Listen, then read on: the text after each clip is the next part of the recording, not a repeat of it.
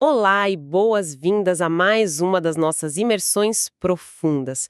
Hoje a gente pegou uma montanha de anotações e pesquisas e textos para extrair exatamente aquilo que é mais importante saber sobre um tema muito falado. Muito falado e às vezes até mal compreendido, eu diria. Exato. A nossa missão nesta análise aprofundada de hoje é decodificar o que a inteligência emocional, que a gente costuma chamar pela sigla QE, realmente parece na prática. No dia a dia mesmo, sabe? Na vida real. Isso. A ideia é transformar um conceito psicológico que é super amplo em ferramentas táticas para quem busca se aprimorar, mas sem aquela terrível sobrecarga de informações acadêmicas. É um objetivo excelente. O grande desafio com um tópico sobre o comportamento humano é que eles podem facilmente escorregar para o jargão corporativo maçante. Ou para autoajuda barata, né? Totalmente. Mas as fontes em que estamos debruçados hoje são incrivelmente cirúrgicas nesse aspecto. Com certeza. E o material que baseia a nossa exploração de hoje é fascinante. Ele compila anos de pesquisa minuciosa do autor para o seu futuro livro chamado EQ Applied. Ou seja, a inteligência emocional aplicada, sem rodeios. Como que esse parece em uma terça-feira chuvosa no meio de um escritório caótico, por exemplo. Perfeito. Mas antes de entrarmos nos comportamentos específicos, acho legal a gente dar um passo atrás.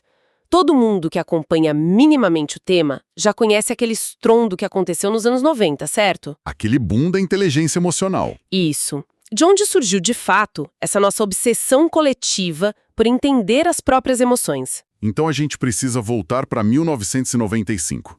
Foi o ano em que o psicólogo e jornalista científico Daniel Goleman publicou o livro que praticamente apresentou ao mundo esse conceito nascente. E foi uma revolução na época. Uma revolução absoluta. A grande sacada do Goleman, e o motivo pelo qual a ideia chacoalhou o mercado e a psicologia, foi a premissa de que a capacidade de entender e gerenciar sentimentos aumenta enormemente as chances de sucesso humano. Muito mais do que apenas o QI tradicional, né? Aquele dos testes de lógica. Exatamente. E isso moldou de forma profunda e permanente como a nossa sociedade pensa sobre o comportamento e o potencial das pessoas. Ok, vamos desempacotar isso, então. A gente sabe que conhecer a teoria do Goleman é uma coisa. Aplicar isso quando o prazo está estourando e o chefe está gritando... É outra história completamente diferente. Nem me fale. Então vamos organizar essas táticas práticas que o nosso material documenta. O autor lista 13 sinais de alta inteligência emocional. E eu queria começar pelo que podemos chamar de o trabalho interno. Onde tudo começa. Parece que tudo começa pela autoconsciência, por literalmente pensar sobre os próprios sentimentos. Mas como a gente sai daquela reflexão superficial e passa para algo útil de verdade? O segredo está na qualidade das perguntas que fazemos a nós mesmos. A pesquisa mostra que a inteligência emocional profunda exige que a gente saia do piloto automático. Não é só perceber, tipo, estou irritado. É investigar o porquê. Exato. É fazer um interrogatório interno estratégico.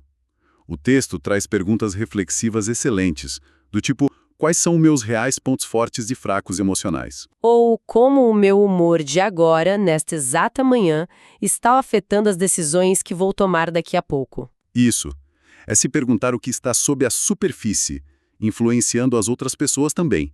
Quando a gente reflete assim, a gente gera insights valiosos que podem ser usados a nosso favor. É o fim daquela vida reativa onde a gente simplesmente acorda e deixa as coisas acontecerem de acordo com o clima do dia. Com certeza. E falando em vida reativa, a gente entra no segundo sinal, que é a questão da pausa. E olha, na teoria o conselho é lindo. Pare, pense antes de agir. Super fácil na teoria. Mas na prática, com o sangue fervendo depois de ler um e-mail passivo-agressivo, é incrivelmente difícil. O que a pesquisa traz de ferramenta real para dominar esse impulso? Olha, a dificuldade da pausa é totalmente biológica. O nosso cérebro quer reagir à ameaça na hora. Mas se conectarmos isso a um cenário maior, o impacto de conseguir pausar por apenas alguns segundos é profundo. Funciona como um freio de emergência, né? Exato. A pausa evita compromissos apressados no calor da empolgação e impede que a gente mande aquela mensagem destrutiva no auge da raiva. E numa frase que resume isso perfeitamente: a pausa impede que uma decisão permanente seja tomada com base em uma emoção temporária. Perfeito, exatamente isso. E avançando para o terceiro sinal, eu vi nas anotações uma analogia que eu achei muito curiosa para ilustrar esse controle mental. O texto fala sobre esforçar-se para controlar os pensamentos. Essa é, sem dúvida, uma das imagens mais poderosas do texto. A analogia diz o seguinte: você não pode impedir que um pássaro pouse na sua cabeça, mas pode impedi-lo de construir um ninho ali. Genial! Eu fiquei fascinada com isso. O pássaro, no caso, é a emoção inicial. Exatamente. O susto, a raiva instantânea, a pontada de inveja, nós não temos muito controle sobre isso. O pássaro pousa e é instintivo. A gente sente pronto. Sente e pronto. A grande falácia é achar que pessoas com alta inteligência emocional não sentem raiva. Elas sentem, mas o controle real está na reação. Ao focar os pensamentos, a gente decide não oferecer gravetos para o pássaro fazer o ninho. Ou seja, a gente não alimenta aquela emoção inicial. E é isso que impede que alguém se torne escravo das próprias emoções, mantendo a harmonia com os objetivos de longo prazo. Perfeitamente resumido. Bom, isso fecha muito bem a dinâmica do nosso mundo interno, mas a gente não vive isolado numa caverna. Tem um outro bloco de comportamentos que lida com a convivência com os outros que podemos chamar de navegando pela realidade. Onde o atrito acontece. Pois é, e o quarto sinal já chega com os 2 pés no peito, que é beneficiar-se de críticas. Porque, sejamos honestos, ninguém gosta de receber feedback negativo. Dói. Como a inteligência emocional lida com essa pancada? Dói em todo mundo. Mas o indivíduo com alta inteligência emocional enxerga a crítica através de uma lente diferente. Em vez de partir para a defensiva, essa pessoa enxerga a crítica como uma janela para entender como os outros pensam. Mas e quando o feedback é infundado ou entregue de um jeito péssimo? Aí entra a flexibilidade mental. Mesmo quando a crítica é injusta, ela revela algo. A pergunta crucial que o texto sugere fazer a si mesmo nessas horas é: como isso pode me tornar melhor? Nem que seja melhor em lidar com pessoas difíceis, né? Transformar o ataque em dados de pesquisa. Eu adoro essa perspectiva. É uma postura de aprendizado contínuo. E, avançando nesse cenário, o quinto sinal traz o tema de mostrar a autenticidade. E aqui eu quero esclarecer um mal-entendido muito comum. Porque a gente vê muito essa cultura do eu não tenho filtro, eu falo a verdade na cara. A pesquisa concorda com isso? De forma alguma. Ser autêntico não significa compartilhar absolutamente tudo que passa pela cabeça com todos o tempo todo. Isso, muitas vezes, é só falta de educação. Totalmente. A verdadeira autenticidade, segundo o autor, significa dizer aquilo que a gente quer dizer, querer dizer aquilo que se diz e, acima de tudo, manter-se fiel a princípios e valores. É ter uma coerência interna. Mas o próprio material nota que agir com essa franqueza tem um preço, né? Sim, porque nem todos vão apreciar essa clareza, mas as pessoas que realmente importam, as que valorizam a integridade, irão valorizar e respeitar essa postura. O que serve de gancho perfeito para o próximo bloco de comportamentos, que foca justamente em construindo pontes. E aqui entra o sexto sinal, que é demonstrar empatia. E olha aqui onde fica realmente interessante, porque o autor quebra uma visão romântica que a gente tem sobre o tema. Sim, ele faz uma distinção vital no texto. Existe uma confusão de que ser empático significa ceder ou concordar com o ponto de vista da outra pessoa. O que seria exaustivo. Como a gente demonstra empatia por alguém com uma visão de mundo totalmente oposta? A distinção é esta. Empatia não significa necessariamente concordar. Trata-se de se esforçar para entender e ver através dos olhos do outro, sem julgar ou rotular. O objetivo é construir relacionamentos mais profundos a partir dessa compreensão dos medos e motivações do outro. Isso tira um peso enorme das costas. Nós podemos ser empáticos sem abrir mão das nossas convicções. E para pavimentar ainda mais essas pontes, o sétimo sinal entra num terreno muito prático, que é elogiar os outros. E o texto lembra que todos os seres humanos anseiam por reconhecimento e apreciação. É uma necessidade básica. Mas se a gente começar a distribuir elogios o tempo todo, não corre o risco de soar artificial? Aquela bajulação? O segredo está na especificidade. Ao focar no que há de bom nos outros e compartilhar especificamente o que se aprecia, a gente constrói confiança real. Não é só dizer bom trabalho. É dizer eu apreciei como você organizou aqueles dados ontem. Isso inspira as pessoas a serem suas melhores versões. É o feedback positivo estruturado. Mas nem todo retorno é positivo. Inevitavelmente precisamos apontar erros. E o 8º sinal é justamente dar feedback útil.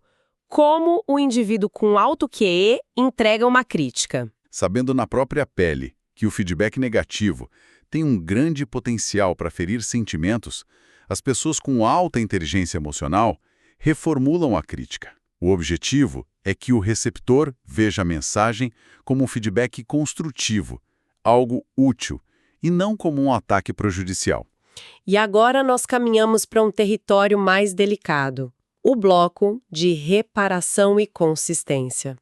Esse é desafiador. Muito. Aborda o que fazer quando as coisas dão errado. O 9º sinal é pedir desculpas. A gente sabe que exige força e coragem engolir o orgulho e pedir desculpas. Mas o texto traz um grande insight aqui.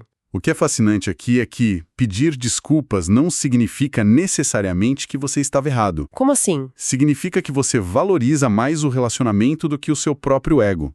Você não está confessando culpa sobre um fato técnico da discussão, mas demonstrando que se importa com a pessoa. Isso demonstra humildade e atrai os outros naturalmente. É parar de competir com quem está do nosso lado. E do outro lado do conflito nós temos o 10º sinal, que é perdoar e esquecer. E o material traz uma imagem visceral para explicar o peso do ressentimento. Uma imagem fortíssima. A fonte diz que guardar ressentimento é como deixar uma faca cravada dentro de uma ferida. Nossa, é de arrepiar. É verdade. E a reflexão é que, enquanto a pessoa que ofendeu segue com a vida dela, quem guarda a mágoa não se permite curar. Perdoar nesse contexto impede que outras pessoas mantenham suas emoções como reféns. É arrancar a faca. É uma faxina interna para o próprio bem-estar, libertador. E para fechar essa ideia de consistência, o 11º sinal é cumprir compromissos. O texto aponta a tendência atual de quebrar acordos quando simplesmente dá vontade. É a cultura de cancelar a agenda na última hora. E a fonte é lúcida ao diferenciar os pesos. Cancelar uma noite de Netflix com um amigo causa menos dano do que quebrar uma promessa a um filho ou perder um prazo importante no trabalho, claro. Mas o ponto principal não é o tamanho da promessa, e sim o hábito, né? Exato. O hábito de manter a palavra nas coisas grandes e pequenas constrói uma forte reputação de confiabilidade. E confiabilidade é a moeda mais valiosa de qualquer relação. Bom, chegamos então ao nosso último bloco que mergulha na ação prática e no lado obscuro da coisa. Aqui a gente tira a inteligência emocional do pedestal. Total. O 12º sinal é ajudar os outros. A pesquisa lança uma provocação sobre o que realmente importa para as pessoas. E a fonte revela que não é o diploma universitário ou as conquistas passadas. Não mesmo. O que constrói confiança genuína é a disposição de dedicar horas da própria agenda para ouvir, ajudar e descer nas trincheiras para trabalhar lado a lado com os outros. Pegar na pá quando o buraco precisa ser cavado. Isso inspira lealdade real. Mas a gente precisa falar sobre o elefante na sala agora no 13º sinal. A gente passou o tempo todo falando de como ler ambientes e entender pessoas. Isso não tem um risco. Tem, e o autor é direto sobre isso. O 13º sinal é proteger-se da sabotagem emocional. É preciso entender que a inteligência emocional tem um lado obscuro. Manipulação, basicamente. Sim. Alguns indivíduos tentam manipular as emoções dos outros para promover agendas pessoais ou causas egoístas. Eles mimetizam o QE para usar as pessoas como peças de xadrez. E qual é a nossa defesa contra isso? A conclusão lógica apresentada pela fonte é que afiar constantemente a própria inteligência emocional é a melhor defesa. Ao entender nossos próprios gatilhos, a gente se protege quando essas manipulações ocorrerem. Combater o fogo com água. Sensacional. Então, o que tudo isso significa para nós no fim do dia?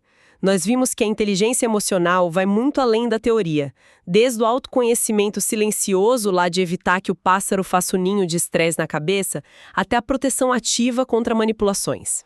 E por que isso é crucial para quem escuta? Porque não se trata apenas de ser legal. Trata-se de ter um conjunto de ferramentas estratégicas para navegar no mundo, para construir relacionamentos que sobrevivem às pressões diárias. É um mapa para não sermos reféns de nós mesmos. Pessoal, para encerrar a análise de hoje, eu quero deixar um pensamento instigante no ar. Se o grande diferencial do sucesso humano é a nossa capacidade de gerenciar sentimentos e demonstrar empatia genuína, como ficará o valor dessa inteligência emocional no futuro? Especialmente à medida que interagimos cada vez mais com inteligências artificiais que conseguem imitar a empatia perfeitamente, mas não sentem absolutamente nada. Será que a verdadeira conexão humana vai se tornar o nosso recurso mais valioso? Fica a reflexão.